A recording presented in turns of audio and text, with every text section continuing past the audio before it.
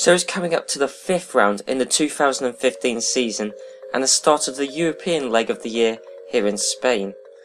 However, the topic on everyone's lips is all about the tyre strategy. 2 stops, 3 stops, primes at the start or primes at the end. It's all a big guessing game that no one has quite figured out yet. The 3-stop worked for Button in China but not Bahrain. Primes at the start almost got Kimi the win in Malaysia, but no one else has succeeded with that strategy since. Button has opted for the 3-stop strategy in the past 2 races, unlike most others, and enjoyed the extra tyre life. So back in Malaysia when he did the 2-stop and had to stretch the tyres out, he wasn't impressed despite getting a 9th place finish.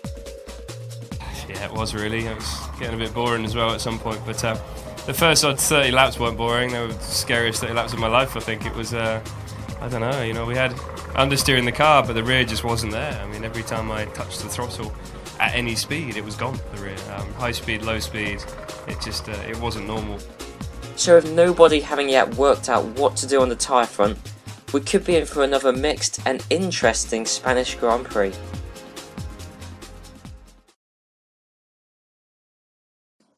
So with the Formula 1 parade hitting Europe for the first time in this 2015 season, you'd assume that the qualifying madness we saw in the earlier rounds of the season would have died down by now, but that was by no means the case as we entered Spain. In Q1, Hamilton set a lap time on the primes which easily got him through to Q2. However, someone who couldn't get through on the prime tyres was Maldonado, as he went out after riskily going on the primes, thinking that the Lotus would have enough pace to get through to Q2 on the prime tyres, but again it wasn't enough for Maldonado, and so he was eliminated at the end of Q1, much like he was in Bahrain for the exact same reason. Button got held up by Roberto Merhi during Q1, which is why Button wasn't able to make it through, and is why he was knocked out and ended up in 17th place, while his teammate Fernando Alonso made it through into Q2. So the eliminated cars on Q1 were Roberto Merhi, Will Stevens, Maldonado on the risky prime strategy, Jenson Button who was held up by Roberto Merhi, and Sergio Perez who couldn't find the pace in the Force India. Q2 and Hamilton went out on the options, and despite being held up by Max Verstappen who caused him to go wide at the start of Q2, and so saw an unusually slow lap from the reigning World Drivers' Champion Lewis Hamilton, he still got into Q3 after finishing 7th. The eliminated cars were Nico Hülkenberg in 15th, Marcus Ericsson in 14th, Felipe Nasr in 13th, Alonso in 12th who qualified really well considering the McLaren Honda's lack of pace so far this season, and Max Verstappen was punished for holding up Lewis Hamilton, not through a time penalty or a grid penalty, but purely through karma, as Max Verstappen ended up in 11th. Q3 and an uninterrupted lap from Lewis Hamilton on the option tyres saw him set a very quick lap of a 1 minute 23.7. As the session came to a close, Hamilton's lap was 0.8 of a second quicker than his nearest contender, which was Nico Rosberg. And as Rosberg was being held up by the Red Bull of Daniel Kvyat on Rosberg's second lap, Hamilton saw no reason to go out and do a second lap for himself. However, the one man Mercedes didn't see coming was Kimi Raikkonen. After the checkered flag dropped in the session, Kimi Raikkonen set a lap time of 1 minute 23.4, 3 seconds quicker than Hamilton, 1.1 seconds quicker than Rosberg, and 1.2 seconds quicker than Raikkonen's teammate Sebastian Vettel. So Kimi Raikkonen is ahead of the rest of the field considerably, with the only man who can touch him on pace being Lewis Hamilton. We could be in for a 2-horse race between Hamilton and Raikkonen in tomorrow's race, with the battle for third most likely being between the 2 Germans of Sebastian Vettel and Nico Rosberg, who are very similar on pace but both are way off their teammates.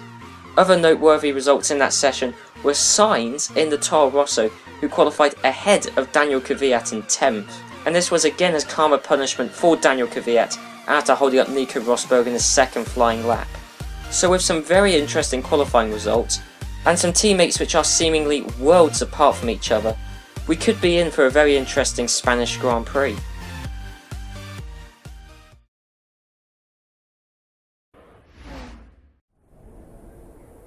Okay, so here we are on the grid in Spain, just behind Mr. Kimi Raikkonen, who obviously qualified in pole position. And as you can see, there is the race strategy. It's a 2-stop strategy which is recommended, and this time we're actually going to follow the Games of Ice strategy, because normally So far this season we've gone against it, done a stop extra, and it hasn't really worked out well for us, not all the time anyway.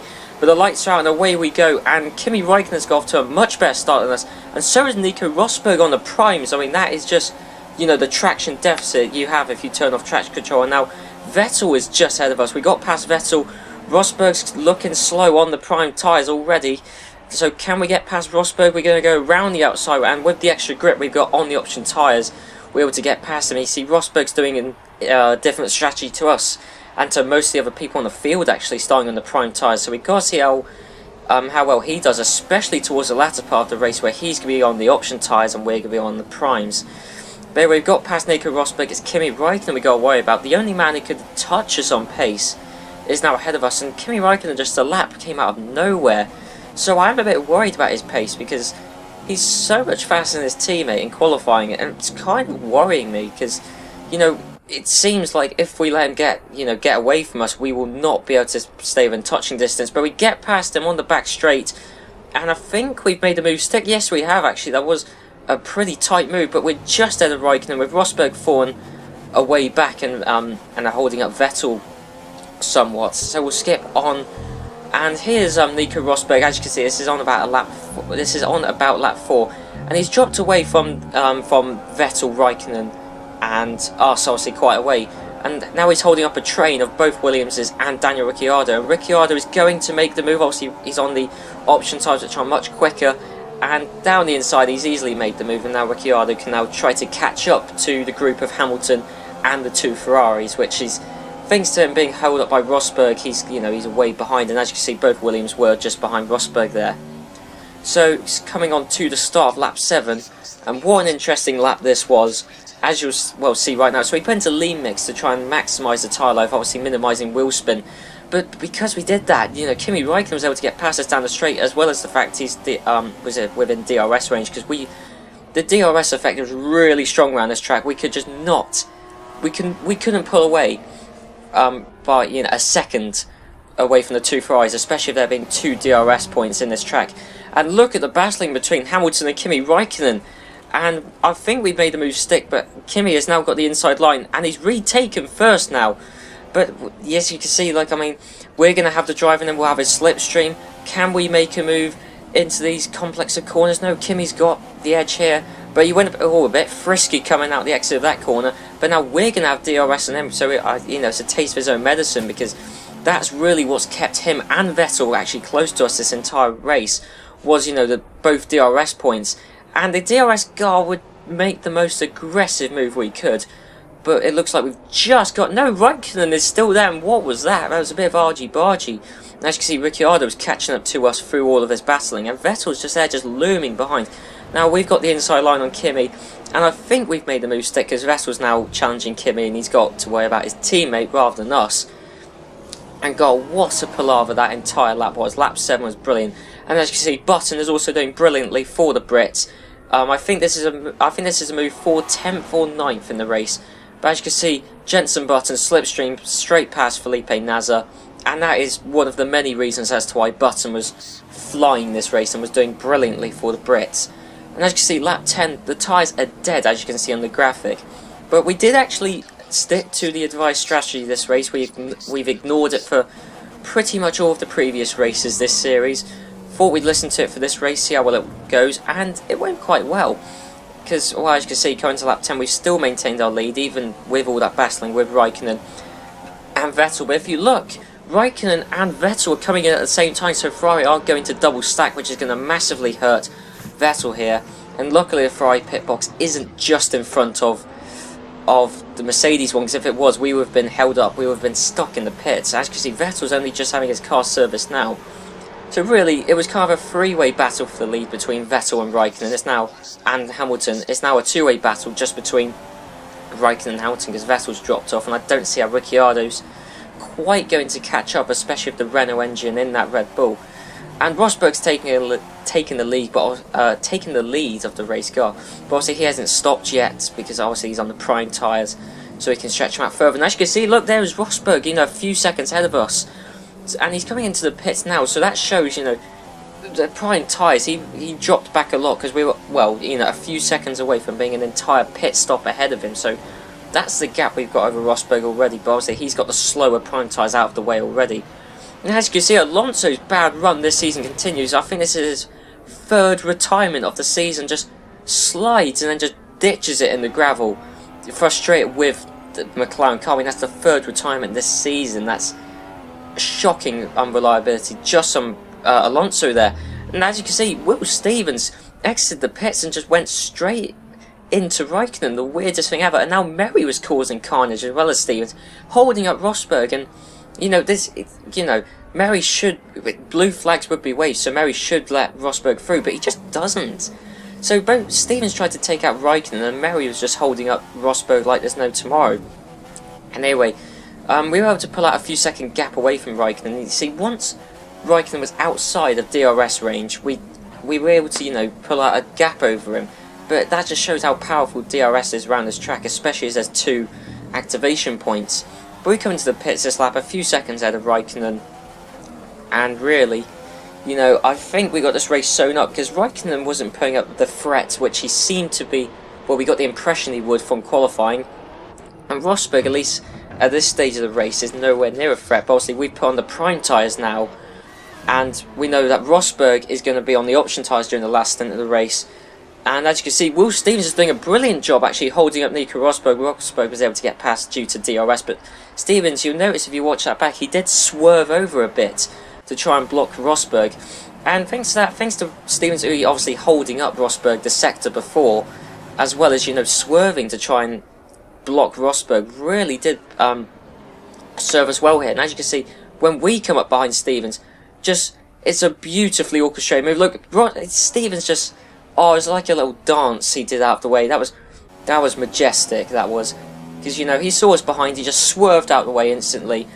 And that's, that's the whole national pride in this series. That's what it's all about. He swerved to hold up Rosberg. He damn nearly took Kimi off the track, but no, just swerved straight out of the way for Hamilton. That shows the kind of, the national bond which both drivers have, and obviously this series encourages.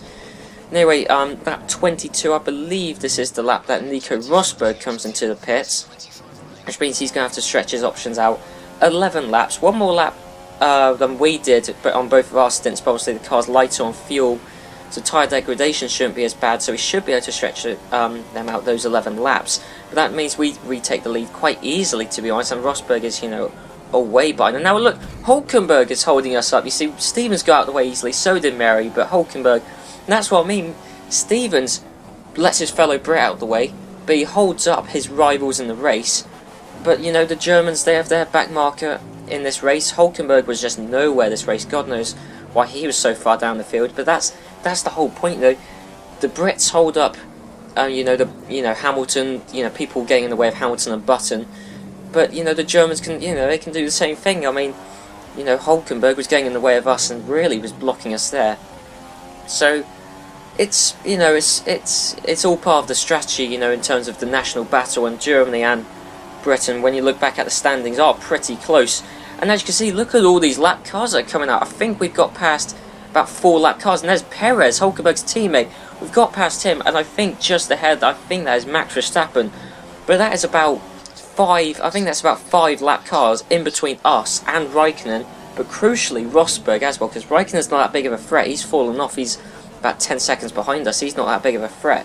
But we know that AI struggle a bit with lapping cars. As you can see, Will Stevens, he doesn't care that he's about to be lapped by Rosberg. He'll get in his way again. Look at that, Will Stevens doing us well. I mean, Rosberg got past easily once he was able to, but Stevens does not care. I mean, if it helps out Hamilton or Button, he'll do it. And as you can see, Nico Rosberg, these are all the cars, which we were able to get past as they came out the pits. But, we're able to hold up Rosberg, and Rosberg's coming to the pits.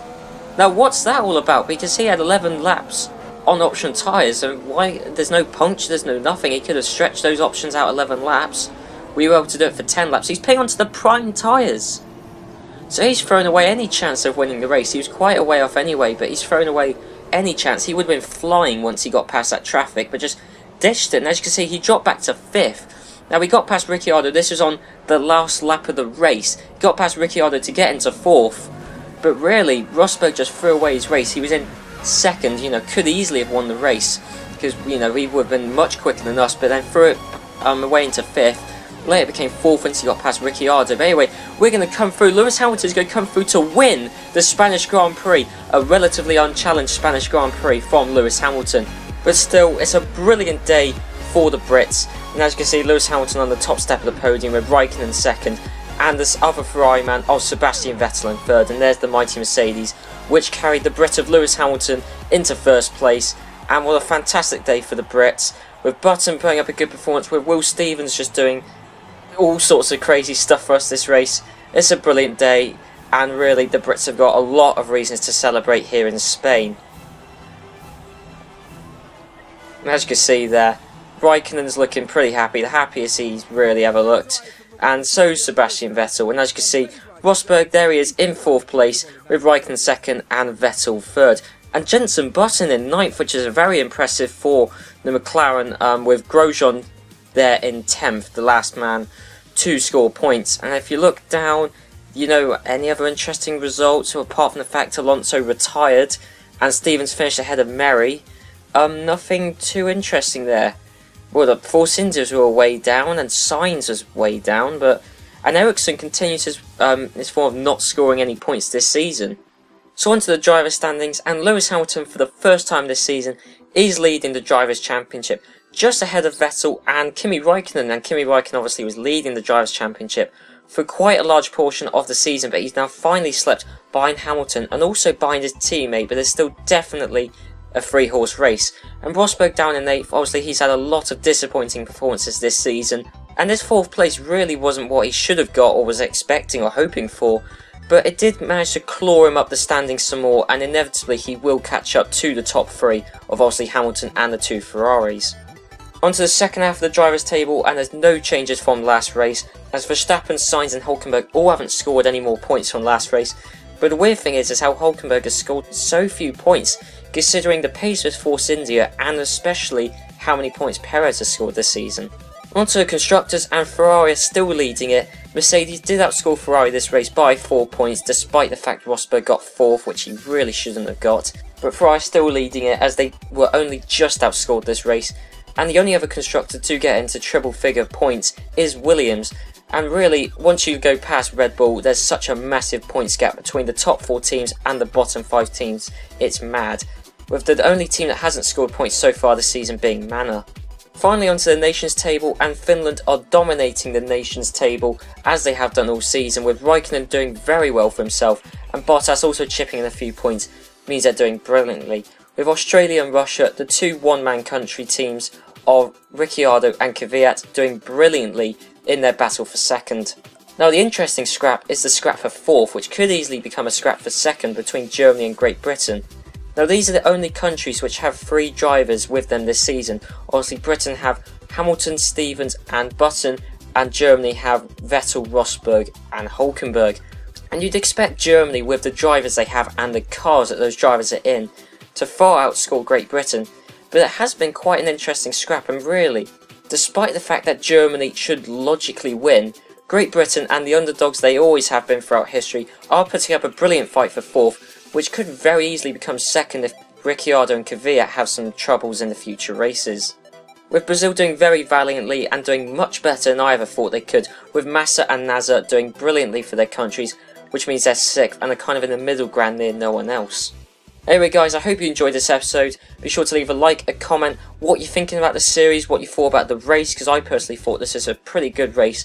Even if only from Stevens' point of view, it was still quite an entertaining race, I thought. But anyway, I'll see you guys next time for the Monaco Grand Prix, which I'm really looking forward to, especially with how much chaos the Manners have caused in the past few races alone. In Monaco, it's going to be amplified, and I cannot wait for that race. So I'll see you then.